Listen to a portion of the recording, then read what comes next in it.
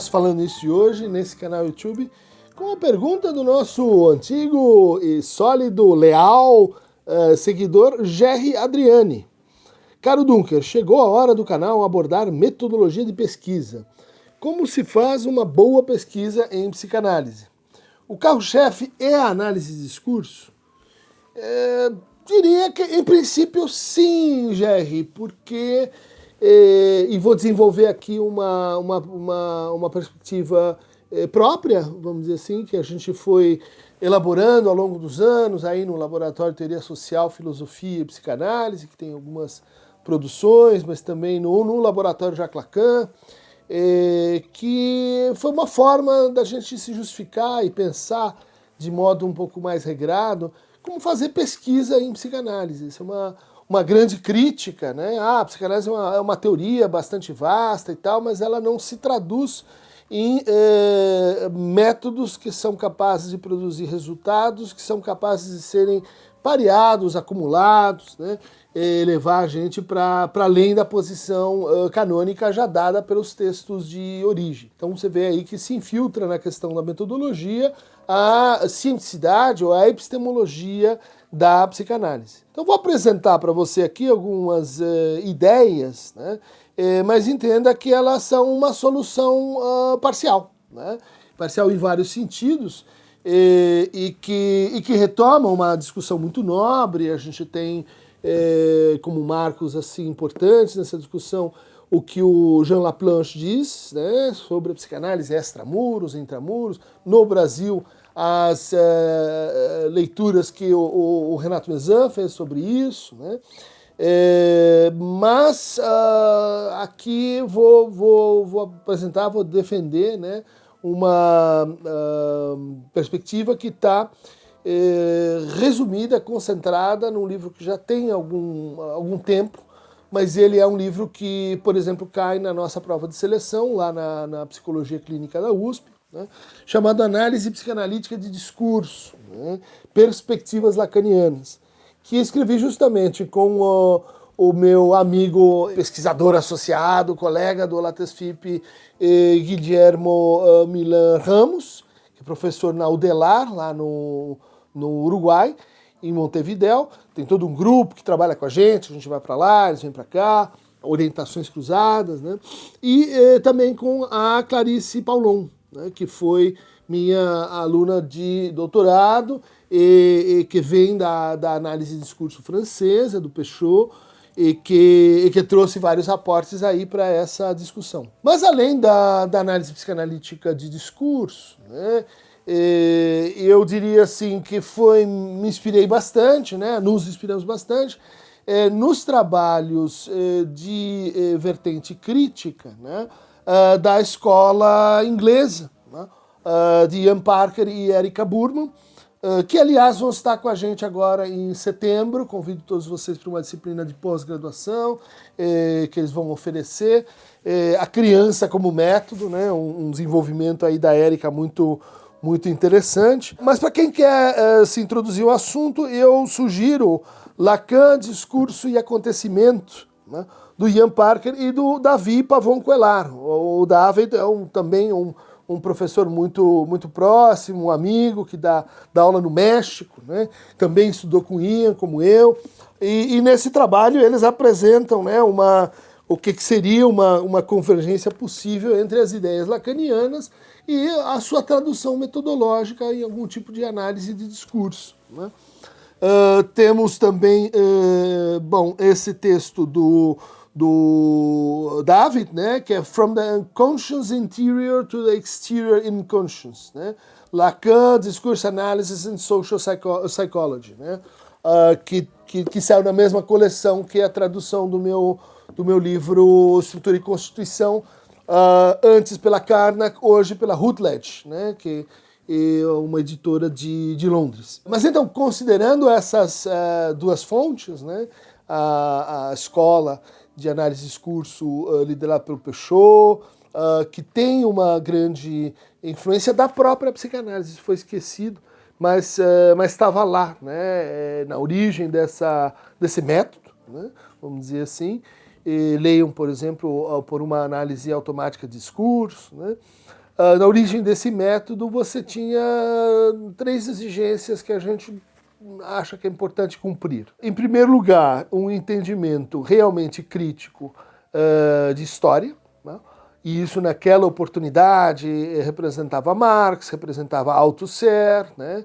E Althusser tem lá a sua contribuição para a análise de discurso quando ele fala na leitura sintomal, né, dos textos. Mas além da abordagem crítica em história, e aí é ramificado, a gente tem que fazer alguma escolha, mas acho que esse é o ponto a marcar, né? A gente tem, do outro lado, a análise de estrutura, né, ou construção de estrutura, e que vem da linguística, vem do Saussure, mas vem do Lévi-Strauss, vem das análises, diferentes análises, né, estrutural da linguagem. Então, essas duas são compromissos epistemológicos, né? De um lado, olhar para as formações do inconsciente, para as formações do inconsciente traduzidas em discurso, né? Repensá-las na forma de linguagem, como propôs o Lacan, nos seus diferentes níveis, né?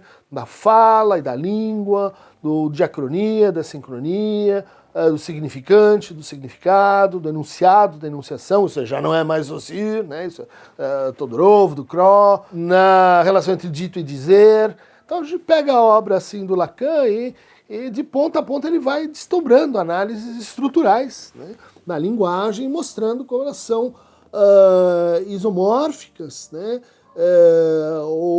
homeomórficas, homotópicas, né, com as formações do inconsciente, né? Então isso confere aí uma vinculação, né, desse método de um lado com a história, do outro com a linguística e com a antropologia, vamos dizer assim, quando a gente pensa na figura-chave do Lévi-Strauss, né, nessa mediação entre linguística e psicanálise. Além dessas duas exigências, né, estava posto lá na análise francesa de discurso a concepção psicanalítica de sujeito. As pessoas esquecem isso, não querem lembrar, né, mas no fundo o conceito de sujeito ele já estava lá, né, na matriz, mas foi esquecido, né? Então aí a gente levar em conta que o sujeito não é linguagem, vamos dizer assim, né?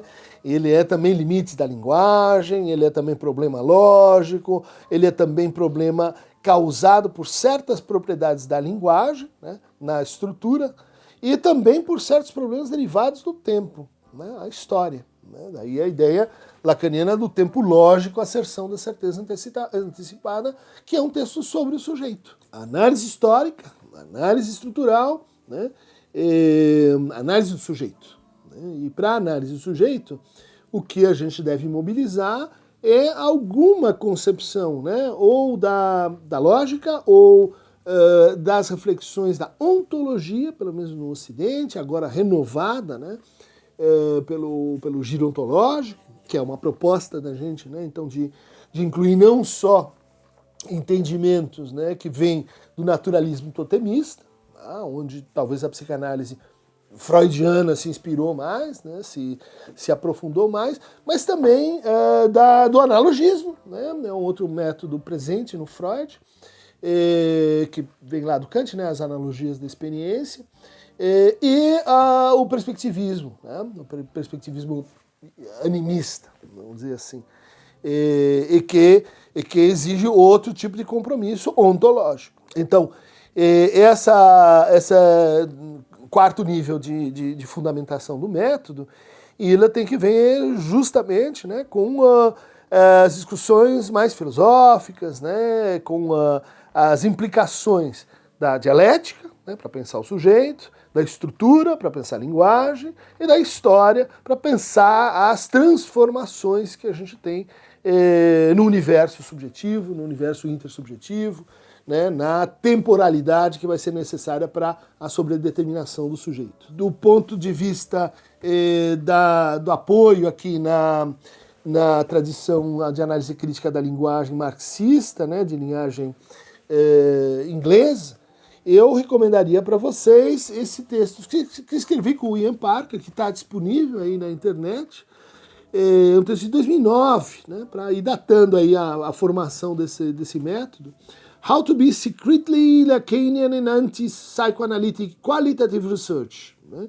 Como ser secretamente lacaniano na pesquisa antipsicanalítica qualitativa. Então é um texto irônico, é um texto para justamente manter essa, que é a nossa posição, de que a psicanálise pertence ao campo da ciência, mas não toda, né? Não toda a psicanálise, não toda a ciência, de que, portanto, o método psicanalítico ele vai trair, sim, na sua execução, algumas regras do método científico no sentido mais banal, no sentido mais tradicional, né? E a começar pelo fato, né, de que o método científico tradicional ele presume um certo anonimato daquele que vai exercê-lo. Né? Se você seguir ali as regras do método, e vamos voltar ao Descartes, se vocês quiserem, você vai chegar nas mesmas, né, conclusões, nos mesmos fenômenos, nas mesmas observações, nos mesmos resultados. Né? Mas isso supõe a ideia de qualquer um. Né? Qualquer um operando com esse método vai obter os mesmos resultados. Esse qualquer um é difícil de trazer para a psicanálise, porque para você praticar o método psicanalítico de pesquisa, sugere-se que você esteja assim, informado, né, pela experiência do inconsciente, que você esteja em alguma medida, né, numa formação, numa investigação sobre o seu próprio inconsciente. Veja que isso muda tudo, né, quando a gente vai falar em treinamento do pesquisador. O treinamento do pesquisador em psicanálise envolveria uma experiência, vamos dizer assim, no divã. Ainda que nem todas as pesquisas que a gente coloca agora no campo, vamos dizer assim, da psicanálise, né, no sentido mais extenso, né, nem toda pesquisa precisa ser feita por um psicanalista. Né? Então tem pesquisas teóricas, tem epistemológicas, tem pesquisas de reconstrução de conceitos, tem pesquisas que se amparam, né, no método psicanalítico, vamos dizer assim, privilegiando a sua articulação enquanto método de investigação. Né? E aqui já começa uma ideia que é central aqui nas nossas pesquisas, que é voltar à definição que o Freud dá de psicanálise, quando ele diz assim, a psicanálise é um método, né, para tratamento dos transtornos mentais, das afecções mentais, né, e ao mesmo tempo, né, ou seja, numa segunda definição, ele diz a psicanálise é um método, uma Forschung, né, uma pesquisa para investigar os fenômenos, os efeitos, os resultados, né, obtidos por esse método. Né? Mas isso comporta também, por exemplo, pesquisas que informam o método de tratamento a partir de investigações extraclínicas. Né? Essa foi uma das críticas que o Grünbaum colocou para a psicanálise. Olha, vocês pensando desse jeito, vocês se tornam muito endogâmicos. Vocês vão dizer que só pode fazer pesquisa em psicanálise quem for psicanalista. Bom, então isso aí parece um pouco assim, entra para o clube que daí você vai entender, né, como é que funcionam as coisas. É muito importante, portanto, que a gente tenha como parte do método, né, uma parte, né, que seja executada, sim, por qualquer um. Né, por qualquer um, ou seja, por não clínicos. Por pessoas que estão ali fazendo, por exemplo, Beobachten, né? Um termo que a gente vai encontrar lá no Freud, são observações psicanalíticas. Ele escreve os três ensaios, né? E fala sobre a sexualidade, ele pede para os seus colegas, né? Aqueles que participavam das reuniões de quarta-feira, Sociedade Psicanalítica de Viena, que tragam observações sobre a vida das crianças. né, que tragam observações de encontros, por exemplo, como a observação do Freud sobre seu neto, que está brincando ali com o carretel e que faz for, que faz dá, que diz aqui, que diz lá, e o Freud intui que ele pode estar elaborando a ausência e a presença, a ida e a vinda da mãe, ou seja, isso é uma observação feita a partir do método psicanalítico, né? Ela não tem nada de clínica. Então, é importante a gente guardar que, no fundo, a orientação da pesquisa psicanalítica é para tratar pessoas, né? Para lidar com o sofrimento humano, para reduzir sintomas. Mas, assim como na medicina, né? Quer dizer, o médico está ali para curar as pessoas, mas ele se apoia na genética, ele se apoia na fisiologia, ele se apoia em várias disciplinas da biologia que não tem finalidade prática inicial, né? E isso acabou gerando, ao longo da história da psicanálise, uma espécie de divisão de tarefas. Os psicanalistas ficam nessa interface, porque aqui eles são, vamos dizer assim, isso é uma condição para que eles possam exercer esse tipo de pesquisa, né? Porque estão ali ligados à escuta, ligados à experiência do tratamento e tal. E a outra parte os psicólogos já fazem, né? Os neurocientistas já fazem, os antropólogos já fazem, os psicólogos sociais já fazem, né? Os psicólogos do desenvolvimento já fazem. Então, a gente foi renunciando, os psiquiatras já fazem, a gente foi renunciando a fazer pesquisa psicanalítica segundo o método de investigação, que não tenha essa relação tão básica assim, tão intrínseca com a clínica. Com exceção, eu diria, das pesquisas que hoje a gente diz assim, é importante para a formação, mas nem sempre é importante para a pesquisa, que são as pesquisas em reconstrução de texto. Tem muito trabalho, né, de leitura sobre Freud e Lacan, que nem sempre se articula com a pesquisa, né? Às vezes se articula com a pesquisa da própria pessoa, e isso é bem interessante, ou seja, de como a formação do psicanalista envolve essa atitude de inquirição, de domínio de textos, não só como absorção de informação, né, mas como disputa, como experiência com o sentido e com a opacidade do sentido, né?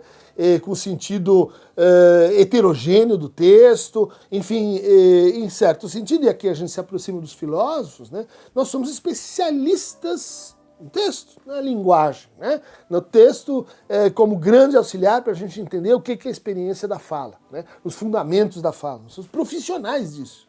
Não podemos, portanto, entender a fala no sentido assim intuitivo, da comunicação, que está dentro da minha cabeça, vai para o outro. Quer dizer, tem uma ciência, né, por trás disso. Daí essa frase famosa do Lacan, a psicanálise é uma ciência, né, da linguagem habitada pelo sujeito, né? Então, linguagem, antropologia e história, sujeito enquanto efração, enquanto crítica, enquanto problematização da forma indivíduo, da forma pessoa, né, da forma eu, enfim, das maneiras de considerar o eu antes, né, da psicanálise, que em geral estavam orientadas para a consciência, né, para o autodomínio reflexivo do indivíduo sobre si mesmo e sobre a linguagem. Bom, mas vamos entrar então, eu espero que essa não fique uma apresentação muito genérica, vamos entrar nos princípios ativos, né, desse método. Na medida que ele, diferentemente assim, de outros métodos, já que não suporta inteiramente essa relação de anonimato, ele é um método que se ajusta e que parte da experiência que a gente tem. Ou seja, do corpus que a gente elege, se formos falar junto com a análise tradicional de discurso, né? Ou do recorte que a gente faz, né, de uma experiência, mas pode ser de uma obra de arte, pode ser de uma situação social, pode ser de uma questão política, pode ser... E aí vocês vão dizer, bom, mas isso parece então uma hermenêutica geral, né? Num certo sentido, a gente se apoia, sim, em procedimentos que não só são estruturais, há procedimentos hermenêuticos na psicanálise e eles precisam ser, de certa forma, controlados, né? Para a gente dizer, não, aqui você não está transformando a psicanálise no que o Jameson chamava, né, de uma metanarrativa. Que é como as pessoas entendem, né, popularmente e criticam. A psicanálise tem uma metanarrativa na cabeça, é o Édipo. Então você chega lá, tudo que você fala é convertido em o seu pai, olha a sua mãe.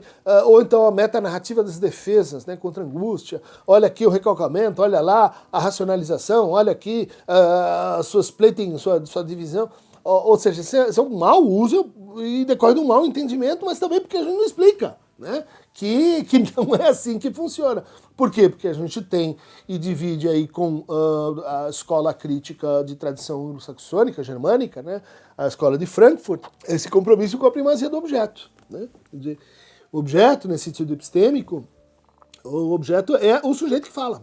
O objeto é a experiência que fala, o objeto é o sofrimento que fala, o objeto é aquilo que justamente aparece como efração de sentido, né? Como descontinuidade de sentido, como queria dizer uma coisa, aconteceu outra. Bom, e aí o método ele se constrói, né, em ajuste com aquela formação do inconsciente, com aquele sujeito, né? Com aquilo que há de específico, né? Por isso, muita gente diz assim, não, mas qual método que eu uso? Você já fez uma pergunta complicada. Por quê? Porque quando você for olhar para o repertório de conceitos, né, de operadores de leitura que a gente tem na análise de discurso, na história e na teoria psicanalítica do sujeito, né, você vai dizer assim, é muito conceito para pouca experiência. Né? Você vai ter que dominar tudo isso para daí poder escolher no menu, né, qual que vem ali se encaixa e captura o objeto, né? Begreifen, o conceito, né? Aquilo que agarra. Né? Psicanálise é o contrário. Né? Você parte, né, do outro. Né? Você parte do teu paciente, né? Você parte do problema, né, que você levantou ali na tua experiência clínica, e daí a gente pode dizer, tá, então esse problema ele mais ou menos se divide se a gente conseguir assim mapear, né, definir o que é clínica. Né? Você vê, muito da dispersão da pesquisa em psicanálise decorre de falta de entendimento de como o seu método se construiu. Né? E o método da psicanálise, enquanto método de tratamento, se construiu a partir do método clínico, da medicina de tratamento. Então, semiologia, né? Quais são os signos que importam para nós. Né? E isso, então, toda pesquisa deveria dizer, olha, os signos, né, a porção de linguagem, o nível de linguagem que me importa é esse aqui. Né? Então, definir semiologia. Qual é a semiologia da tua pesquisa? Né?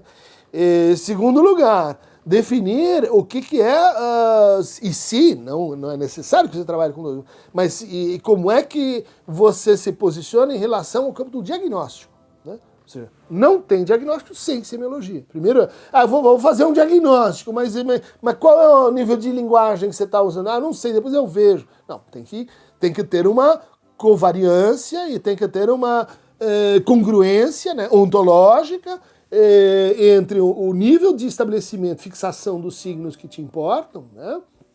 O signo é formado por um significante, por um significado, mas também pela relação com outros signos. Então você tem, no fundo, a linguagem como grande campo, grande estrutura. Mas aí você tem que segmentar qual é a estrutura que você quer, enfim, analisar, tratar, construir. Né? O método psicanalítico é um método, vamos dizer assim, você vai construindo a partir da experiência. Então, semiologia, fixar, né? Nível de linguagem. Diagnóstica, né? Que não se reduz a estruturas clínicas, a DSM, justamente a gente critica, né, as pesquisas que se fixam demais nesse âmbito semiológico. Né? Mas é um âmbito. Por exemplo, as pesquisas do Latesfib, elas tomaram a semiologia do DSM, em alguns casos, para fazer a sua crítica. Né? Para fazer a sua crítica histórica, estrutural, para fazer a sua crítica a partir do que compromisso ontológico ali está sendo assumido. Né? Então essa é uma outra possibilidade, né? Psicanálise, isso eu defendi e apresentei no livro chamado Lacan e a Democracia. A psicanálise, ela se filia à tradição dos métodos críticos em ciência, né? Em epistemologia. E isso envolve que na relação assim da gente com o nosso objeto, né, do sujeito com o objeto, a gente não vai supor uma paridade, né, um complemento, um espelhamento, uma reflexividade perfeita. Mas a gente vai observar justamente o que? As resistências do material. As resistências do material quer dizer, linguagem. O material quer dizer o que? Experiência. O material quer dizer o que? Sujeito. O material quer dizer aquilo que você elege para pesquisar. Então, o diagnóstico diagnóstico. Por isso tem uma proposta que vem junto com esse método, que é o método psicanalítico, e ele compreende sempre uma certa preocupação com o sofrimento. Né? O sofrimento seria o conceito de horizonte, né? O conceito de, olha, por que essa é uma pesquisa psicanalítica para ele? Porque ela se preocupa com algum nível, né, direto ou indireto, de sofrimento. De sofrimento das pessoas, de sofrimento dos grupos, de sofrimento dos coletivos. Né? A gente pode acrescentar, mas então ela de raiz, assim, ela se preocupa com o sofrimento de gênero. Sim, né? A psicanálise tem uma relação forte aí com a história do feminismo. Ela se preocupa, sim, com o sofrimento de raça. Sim, a psicanálise tem, desde lá do Fanon, uma discussão com o Otávio Manoni, tem uma questão com a raça, né, com as raças.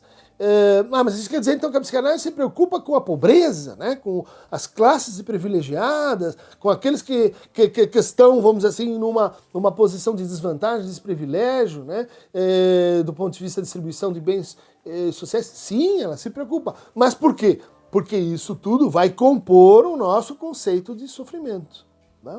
E esse conceito de sofrimento, ele é o conceito limite, ele é o conceito horizonte que a gente quer propor para pensar diagnóstico. Né? Para não reduzir o diagnóstico à classificação doxológica de, enfim, classes psicopatológicas. Mas isso compreende o quê? Uma transformação, né, uma redefinição do que é psicopatologia, o que é o campo do patológico para nós. Bom, além disso, a gente tem, né, estrutura clínica, semiologia, diagnóstica, a gente tem etiologia, ou seja, há sim na psicanálise uma preocupação com causalidade, ou seja, quais são os determinantes, né, quais são os elementos que concorrem para que a gente tenha esta formação de sofrimento, esse sintoma, essa inibição, essa formação de angústia, né? Temos aqui aquilo que na clínica clássica chama etiologia. Né? E, além disso, a gente tem uma preocupação que a gente vai encontrar em outras formas de pesquisa, sei lá, pesquisação, pesquisa e intervenção, mas a gente tem uma preocupação não só em descrever fenômenos, estruturas, né? Não só em localizá-las, né, no seu processo de transformação, mas em intervir. Então a gente tem uma pesquisa que tem uma dimensão, né, de que nós pesquisamos para mudar algo no mundo, na sociedade, né, nos sujeitos. Né? Nós temos esse interesse pragmático, né, de base. Né? Não quer dizer empirista, mas quer dizer pragmático. Nós fazemos o que fazemos para que a vida das pessoas seja um pouco menos pior, que seja. E isso traz consequências para quê? Para um método que vai precisar, então, explicitar as razões éticas do seu processo. Né? Porque, bom, é ética que me diz dos fins, né? Para que serve, para onde se orienta, como se justificam os fins do que eu faço. É ética que me diz como eu me relaciono com aqueles com quem eu estou pesquisando. Né? Não só os colaboradores, o grupo de pesquisa, mas com os meus chamados sujeitos. Né? Por quê? Porque aqui há uma crítica da psicanálise à psicologia, ou a muitas formas de psicologia, dizendo o seguinte, olha, vocês fazem ciência, mas há um custo muito alto, né? Que é transformar o sujeito em objeto. Nós estamos querendo, né? Há formas de objetivação do sujeito que são interessantes, assim, do ponto de vista epistêmico, mas nós estamos querendo estudar aquilo que resiste a essa objetivação, né? Aquilo que aparece, né? E demanda níveis de linguagem mais apurados para a gente conseguir descrever. Então a ética está aí, mas a gente poderia dizer, mas a política também está aí. Né? Ou seja, uma pesquisa que tem por horizonte a transformação, a intervenção sobre o sofrimento das pessoas. Isso quer dizer o quê? Políticas públicas, isso quer dizer, nós não estamos sozinhos nessa tarefa. Né? E às vezes parece um pouco arrogante que a psicanálise vai dar conta de todas as intervenções para mudar isso. Não, a gente sozinho, a gente precisa o quê? De coligarmos-nos com outras políticas e, portanto, alguns compromissos, alianças e problemas epistêmicos e também, vamos dizer assim, pragmáticos vão surgir daí. Então, essa pesquisa definida, né, metodologicamente, porque há pesquisa no campo da clínica. Bom, então, mas há outras pesquisas. Né? Há pesquisas que extrapolam, né? De novo, né? Tem o método de investigação na sua aplicação à própria psicanálise, na clínica, mas tem o método de investigação aplicado a outros objetos, né, a outras experiências, e que vão informar, que vão discutir, que vão muitas vezes contrastar essa distância, que muitos apagam, assim, eu acho uma inconsequência epistemológica, entre o clínico e o não clínico. Né? Psicanálise não é só tudo que o Freud falou, tudo que o Lacan falou foi para ajudar a gente a tratar pessoas. Não, eles são pensadores da cultura, né? Eles são pensadores sociais, eles são pensadores políticos, eles são, vamos dizer assim, discussões que extrapolam a pragmática local do nosso fazer clínico. Mas então, continuando, reservando então essa primeira distinção, né? A gente vai encontrar na psicanálise uma primeira condição, né, que é trabalhar com o que o Freud chamou de a outra cena. A outra cena significa, né, que diante do nosso objeto, né, diante do que a gente vai pesquisar, tá, colocá-lo na história. Isso significa tem um tempo anterior. Esse tempo pode ser um tempo muito, a outra cena pode ser muito longa, mas ela pode ser ali localizada, né, numa pequena mudança de discurso. Né, uma pequena mudança que me tira do presente, me leva para o passado, me leva para o futuro. Né, ou seja, toda a análise, né, toda a quebra psicanalítica, por isso o sonho é um grande paradigma. Né, ele envolve você sair, né, de um espaço-tempo e compará-lo com outro espaço-tempo. Eine andere Schauplatz. Enquanto estamos aqui nessa cena, tem uma outra cena do inconsciente que está articulada com essa. É um princípio que você vai encontrar lá, o próprio Lévi-Strauss tirou isso da psicanálise, né? Disse, olha, para estudar um mito, você tem que comparar, né, dois sistemas de transformação. Né? Isso está para aquilo, assim como aquilo outro está para aquele quarto termo. Né? E produzir comparações desse tipo está no método estrutural, envolve historicidade e tem que ver o quê? Com a divisão do sujeito. Né? O sujeito está dividido entre duas cenas, entre enunciado e enunciação, entre dito e dizer, entre a consciência e inconsciente, entre saber e verdade. Olha quantas versões a gente tem dessa outra cena. Né? O que a gente está advogando é que alguma dessas versões tem que aparecer para caracterizar essa pesquisa como uma pesquisa em psicanálise. O conceito de cena pode ser detalhado, por exemplo, você vai encontrar isso no Dominique Manguenot, na análise de discurso, ele vem do teatro, ele, por exemplo, se articula com a noção de mundo, como Lacan vai fazer lá no seminário sobre angústia, então tem a cena, tem o palco e tem o mundo, tem muitos conceitos, né, e derivações que a gente pode extrair dessa condição metodológica que é trabalhar com a noção de outra cena. Não precisa chamar assim, né? Mas precisa respeitar o conceito. E precisa respeitar o conceito de conceito psicanalítico, né? Que a gente vai ver, né? Dos horizontes, né, que escreve a psicanálise na tradição crítica é que ela não pega conceitos que estão aí e usa prêt-à-porter. Né? Muitos conceitos precisam de uma, vamos dizer assim, de uma quarentena psicanalítica. Isso faz parte da pesquisa fazer. A segunda condição, assim, metodológica, vocês estão vendo que eu não estou entrando na técnica de pesquisa, eu estou falando de princípios de método. Mais ou menos como Descartes fez, né, no discurso do método. Princípios de método. A primeira coisa, outra cena. Segunda condição, né, performatividade. Né, ou seja, a gente trabalha, né, com algum tipo de transformação. Algum tipo de referência à linguagem, então a gente traduz, né, para fazer pesquisa. Talvez lá na clínica tem gente que diz que não precisa, mas para fazer pesquisa nós precisamos pôr em linguagem, né? A gente precisa fazer, né, aquele caminho que o Foucault descreveu ali dos níveis de epistemologização. O primeiro é narrativizar, o segundo é conceitualizar, o terceiro é escrever, o quarto é formalizar. Né? Então são o quê? São níveis, né, de colocação em termos de linguagem para essa perspectiva que eu estou apresentando aqui. A performatividade foi descrita lá pelo Austin, né, quando dizer é fazer, como uma propriedade muito importante da linguagem para definir, né, espaços em que com a linguagem a gente faz e não só representa coisas. Né? Com a linguagem a gente batiza, a gente casa, a gente ama, a gente deseja. E isso envolve, né, esse compromisso, né, com o que eu falei num outro nível, né, o compromisso com a transformatividade, não só com a descrição das coisas. Né? Então, onde é que está o núcleo performativo? Vou fazer um estudo de caso, vou pegar um caso clínico. Ok, então, o que é que faz desse caso? Né? Ele é um caso num percurso institucional, ele é um caso que acontece aonde? Né?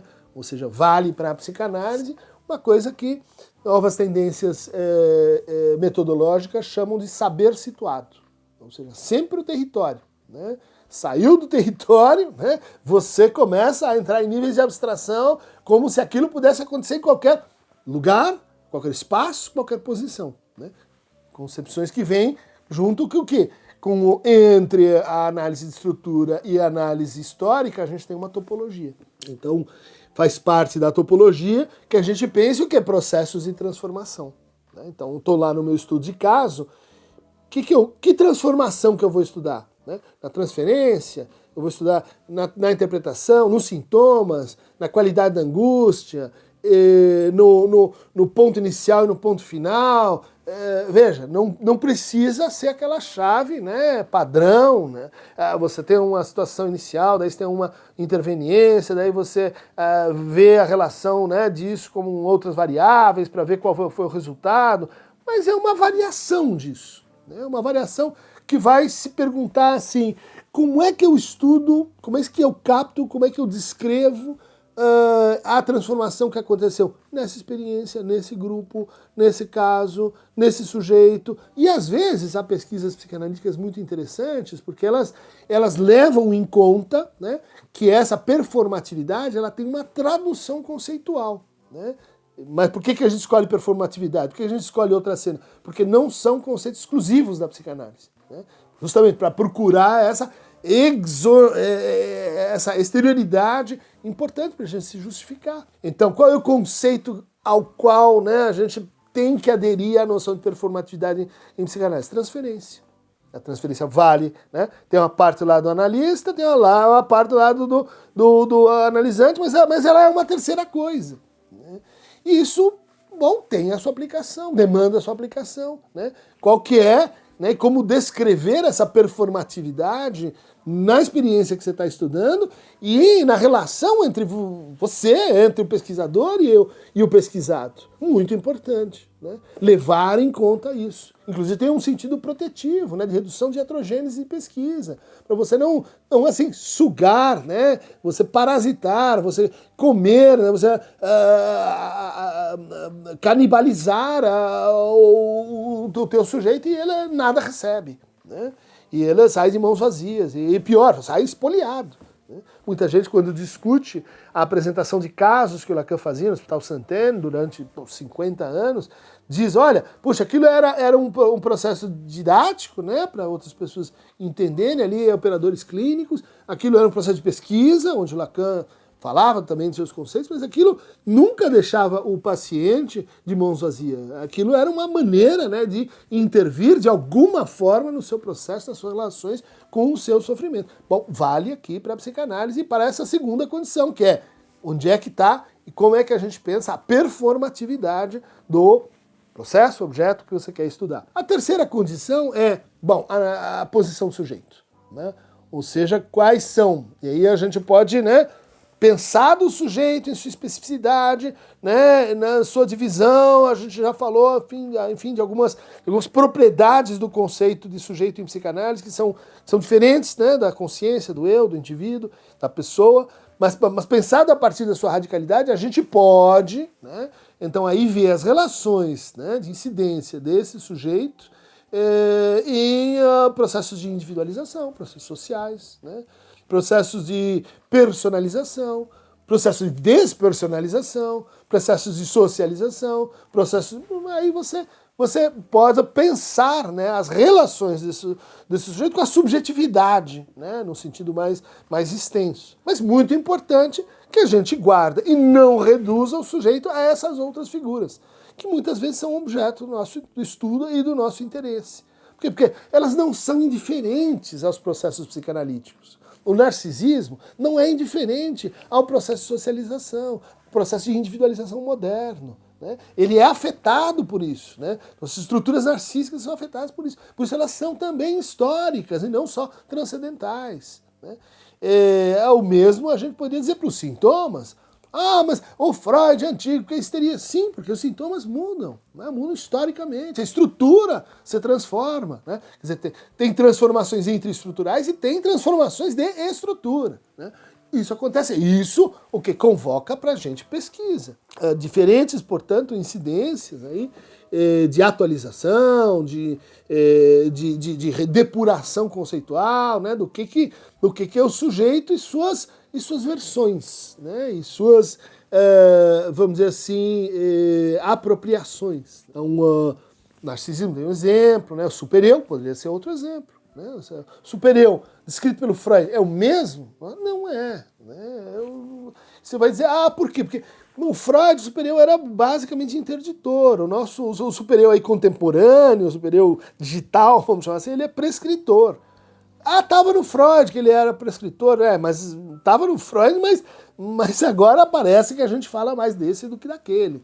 Até às vezes sente falta, né? Os caras conservadora vai dizer, volta super-eu limitador, porque tá faltando limite, porque tá todo mundo no hedonismo, coisas quejandas. Pensando dessa maneira, vocês estão vendo aí como discussões do tipo assim, o indivíduo ou o social, são estranhas ao método psicanalítico, né? Elas talvez sejam pertinentes em outros métodos, né? Mas para nós isso não são fronteiras assim tão importantes. Então, outra cena, performatividade, sujeito e subjetividade, né? Quer dizer, nesse arco aí, das inflexões simbólico-imaginárias, reais do sujeito. E a última condição, no último princípio de método, que portanto é atualizado, né, especificado em cada pesquisa, é a contingência. Né? Quando a gente fala em associação livre, a gente fala em contingência. Né? Então, esse é um registro de fala muito importante. Né? As pesquisas clínicas, elas vão ter que, em algum momento, dizer, olha, eu levei em conta a associação livre, né? Eu levei em conta o seu correlato, que é a atenção equiflutuante. Eu levei em conta discursos, né, que não são só assim, discursos absolutamente fechados, definidos, né, dirigidos, intencionalizados, mas discursos onde eu consegui perceber algum nível de contingência. Então aí é o que a gente poderia chamar de análise lógica, que vem junto com toda a pesquisa psicanalítica. Né? Lembra? História, né? Antropologia, teoria do sujeito, ontologia e lógica. Né? Que são os dois níveis mais básicos, né? mais fundamentais. Então aí a gente vai trabalhar com a ideia de que a contingência é essa prima pobre da lógica modal aristotélica, né, que estava lá baseada na necessidade, estava lá opondo, né, o necessário ao possível, o possível ao impossível, e ele não sabia direito como lidar com a contingência. Vai ou não acontecer uma batalha naval amanhã em Mitilene? Não sei, mas como não sabe, então o teu enunciado hoje é verdadeiro ou falso? Não sei, não, mas todos os enunciados, se eles são gramaticalmente bem produzidos, então eles podem obedecer à lei da bivalência. Elas são ou verdadeiros ou falsos, não tem não sei. Né? Não é que não sei empiricamente, é do ponto de vista lógico. Né? Ela tem que ser um ou outro. Mas o que acontece? Né? A contingência é essa razão lógica que remete ao tempo. Né? Que remete as coisas são o que são, necessariamente, mas poderiam ser outras, passado. As coisas são o que são, mas podem vir a ser outras, futuro. Né? Ou seja, a gente tem aqui uma dimensão onde a contingência vai representar a associação livre, a liberdade. Né? A gente vai lidar com processos onde Mas isso não é ciência, porque como é que a gente vai fazer ciência da liberdade? O Darwin fez, né? O que ele chamava lá na seleção natural? O princípio da contingência. A contingência na transformação seletiva, né? Transformação, vamos dizer assim, aleatória das anatomias, da compreensão fenotípica e sua relação com o ambiente, que também muda. Então, essa relação é o que? É uma relação de contingência. Vou dar um exemplo mais simples de como a gente precisa, na pesquisa psicanalítica, encontrar um lugar onde essa contingência vai ser, vamos dizer assim, localizada, reconhecida, suposta, né? A análise da contingência, ela presume um certo tipo de historicidade, né? Nem toda história está baseada na pressuposição de que a contingência é uma figura modal primária, né? Porque para Aristóteles ela dependia da necessidade do possível, né? As duas coisas, não tinha dignidade ontológica primária. Bom, a gente vai contar com a contingência num entendimento histórico, por exemplo, de matriz hegeliana, né? De matriz dialética. Poxa, o Hegel, então, ele conseguiu pensar, né, a liberdade junto com a necessidade, um pouco como Spinoza, um pouco como Sartre, né? Poucos pensadores realmente deram assim, muita importância para a contingência, e talvez por isso que a nossa ancestralidade epistemológica não seja tão fácil de fazer neste caso específico, né? Então, a contingência vai aparecer o quê? No acontecimento da formação do inconsciente, né?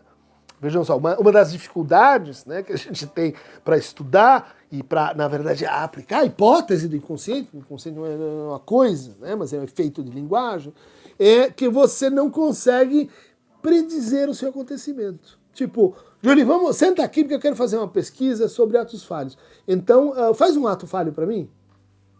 Um ato falho que for planejado não é um ato falho. Né? Ela pode mimetizar o ato falho, mas o ato falho é contingência. Tipo, olha, aqui nós temos um problema, a gente não sabe o que quer dizer esse seu sintoma. Então faz um sonho para mim, para amanhã, dizendo... Como assim vou fazer um sonho? Você pode produzir um sonho para o seu analista, mas o que acontece na nossa relação com o sonho? Isso tudo parece contingente, eu não sei, absurdo, não sei de onde vem, né? É como a consciência lê o inconsciente. É como ela lê os sintomas. Por que comigo isso? É como ela lê as inibições. Eu sei que ali não tem perigo, mas eu não vou. É como ela lê a angústia. Me apareceu aqui um raio de angústia, mas eu estou tranquilo em casa, vendo televisão. Então, é contingente. Então, estão postos aí a discussão mais geral, né, sobre o que é método em psicanálise, a dualidade do método, né?